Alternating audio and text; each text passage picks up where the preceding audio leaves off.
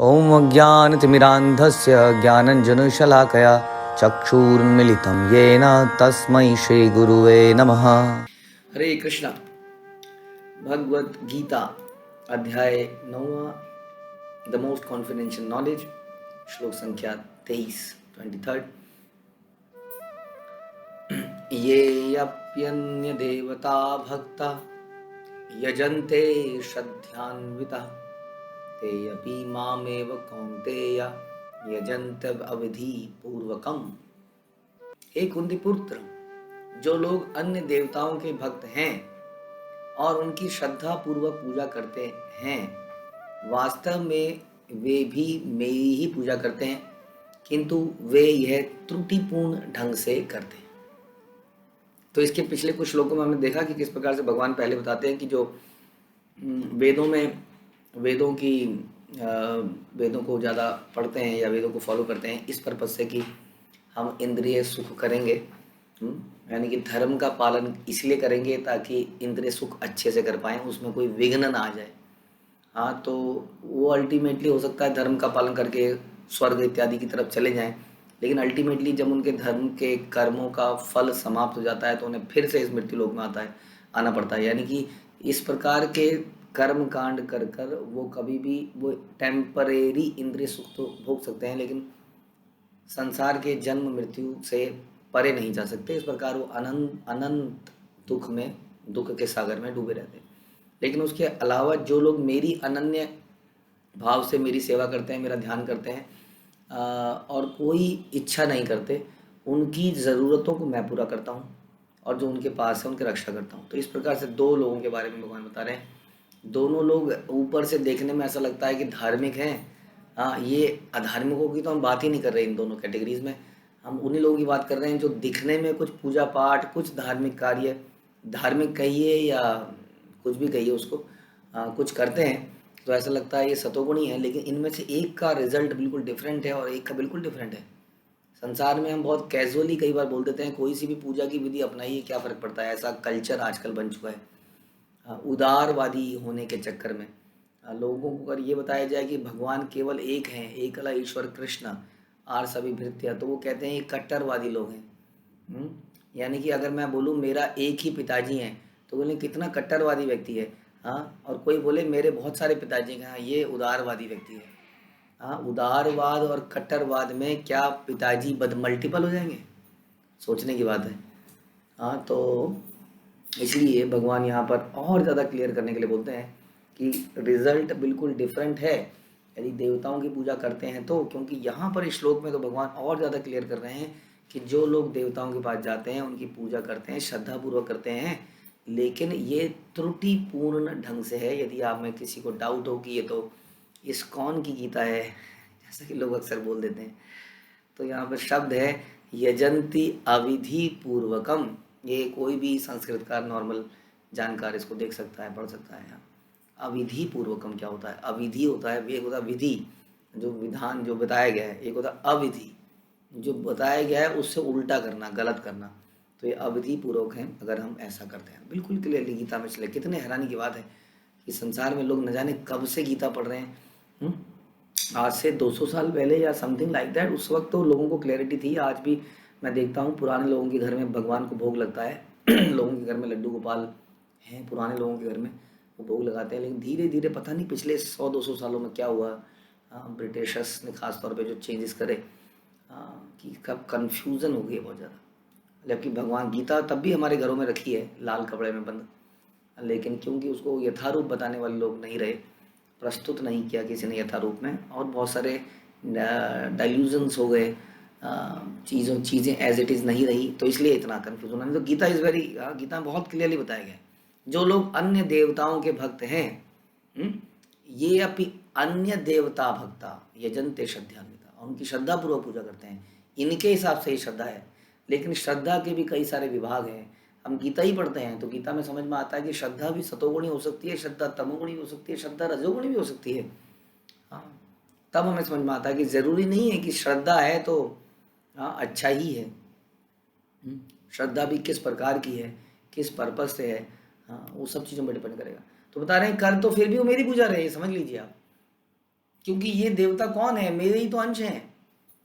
Ultimately आप मेरी पूजा कर रहे हैं, लेकिन ये गलत तरीका है क्योंकि इसका पर्पस गलत है।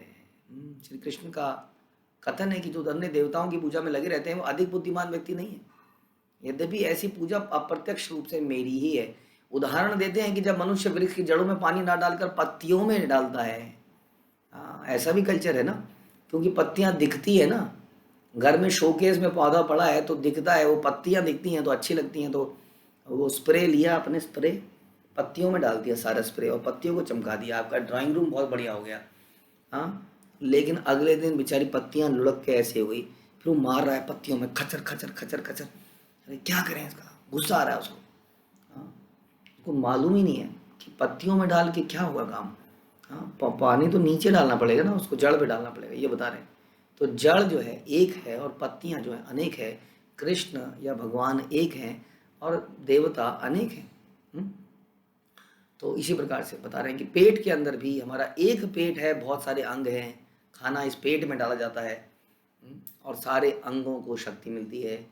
अलग अलग अंगों में खाना नहीं डाला जाता, क्योंकि ये पेट में ही शक्ति है कि वो कैसे ऊर्जा ट्रांसफर कर सके। वैसी कृष्ण में ही शक्ति है, वो सारी शक्तियाँ कृष्ण से ही हमारे हृदय में, हमारे पास हर जीव को शक्ति कृष्ण से ही मिलती है। हाँ, तो बता रहे हैं कि इसी तरह से देवता भी भगवान की सरकार के अलग अलग अधिकारी हैं। जैसे गवर्नमेंट होती है, गवर्नमेंट गवर्नमेंट निर्देश बनाती है और उसका पालन करने के लिए अलग अलग अधिकारियों को अलग अलग जगह पर रखा जाता है ताकि वो ठीक से हो सके। लेकिन यदि हम गवर्नमेंट को भूल जाएं और उन अधिकारियों की बात को ही सर्वे सर्वा मान लें, और कोई वो अधिकारी अगर कोई गवर्नमेंट से अलग बात भी कहे तो वो भी कर दें, मतलब गवर्नमेंट के नियम को ना मानकर उन अधिकारियों के नियमों को मानने लग जाएं, तो ये अवधि पूर्वक हो जाएगा। क्योंकि उन अधिकारियों का एक दायित्व था कि वो सरकार के अनुसार ही चले, लेकिन वो अधिकारी कहते हैं हमारी भी क्या गलती है, ये आके कुछ चढ़ा जाते हैं जी, जैसा हो जाता है। तो बता रहे हैं कि ये अविधि पूर्वक है। कौन कौन सी अविधि है, कौन कौन सी मिस्टेक है इसमें, क्या क्या गलतियां हमसे हो जाती हैं, उसको हम समझने का प्रयास करते हैं कि इस प्रकार की पूजा पद्धति में कुछ गलतियां हैं। सबसे पहली गलती ये है कि हम इसको किसी बेनिफिट के लिए करते हैं, जिसको पूजा नहीं कहा जा सकता है, प्रेम नहीं कहा जा सकता है। जब हम किसी को कुछ हेल्प करते हैं इसलिए कि बदले में मेरी कुछ हेल्प करेगा तो उसको क्या कहते हैं, उसको हम बिजनेस कहते हैं, जिसमें लेन और देन है ना। आप किसी रेस्टोरेंट में खाते हैं, वो आपके सामने बड़े प्रेम से लाता है, ये लीजिए जी, और क्या खाएंगे, आप कहेंगे अरे कितने अच्छे लोग हैं, और क्या खाएंगे, आप खाते जाते हैं खाते जाते हैं खाते जाते हैं खाते जाते हैं।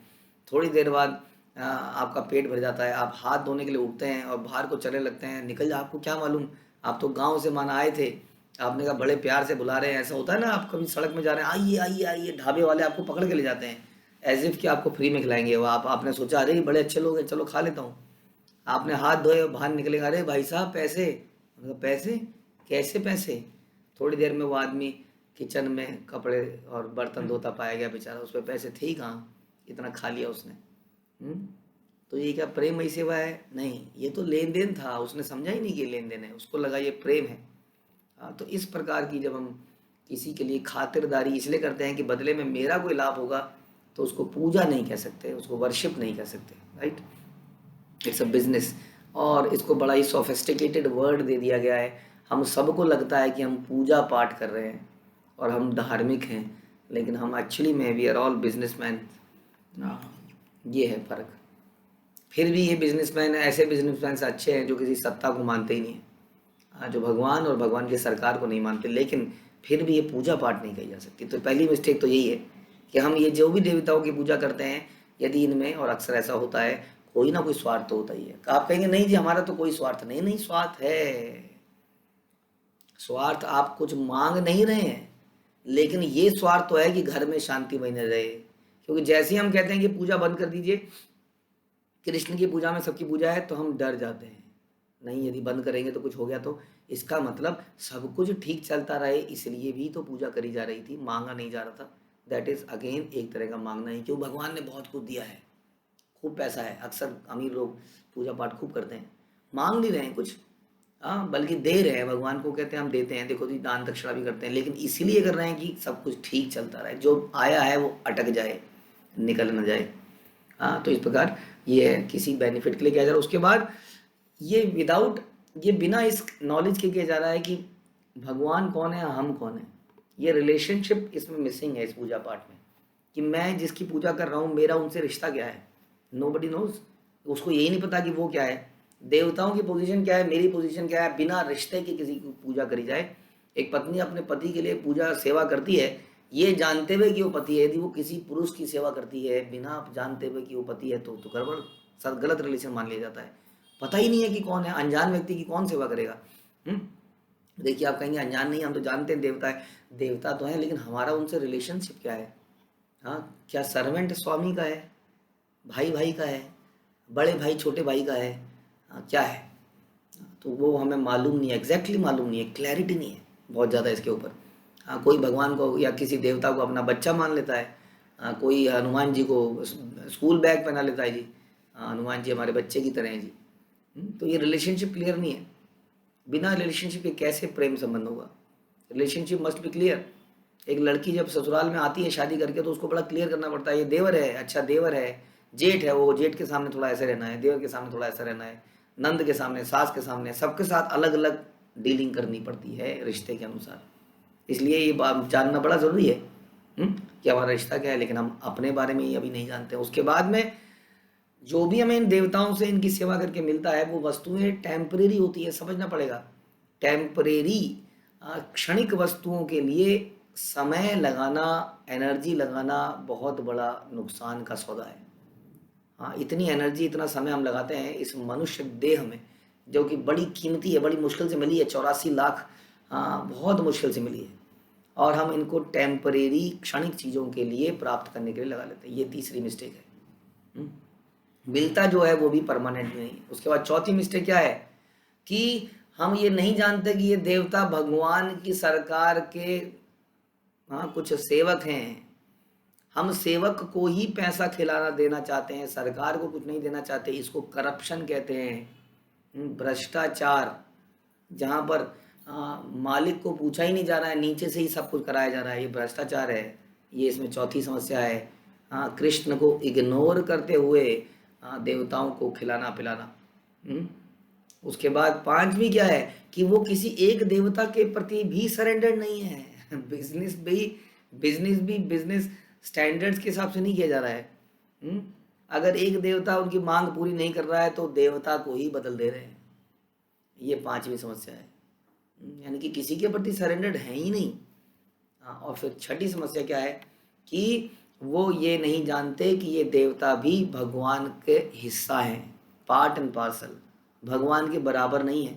वो देवताओं को भगवान के बराबर समझने का अपराध करते हैं। इस प्रकार से इतनी सारी त्रुटियां इसके अंदर है, इसलिए भगवान कहना ये अविधि पूर्वक है। तो इससे हमें बचना होगा। यदि हम शास्त्रों को पढ़ेंगे सुनेंगे तो बचेंगे ना। हम सब ने किया, बहुत सारे भक्तों ने किया इसको, और किया तो उनके साथ कोई नुकसान नहीं हुआ। ऐसा कुछ नहीं है कि देवता ने उनके ऊपर इंद्रदेव की तरह यहाँ पर सावन तक बारिश होने लगी या बिजली उनके सर पर गिर गई। ऐसा कुछ नहीं हुआ। वास्तव में शास्त्र बताते हैं कि देवता प्रसन्न होते हैं यदि कोई भगवान की सेवा में लगे, क्योंकि देवता भी भगवान के भक्त हैं। हरे कृष्णा। श्रील प्रभुपाद की जय। भगवद गीता की जय।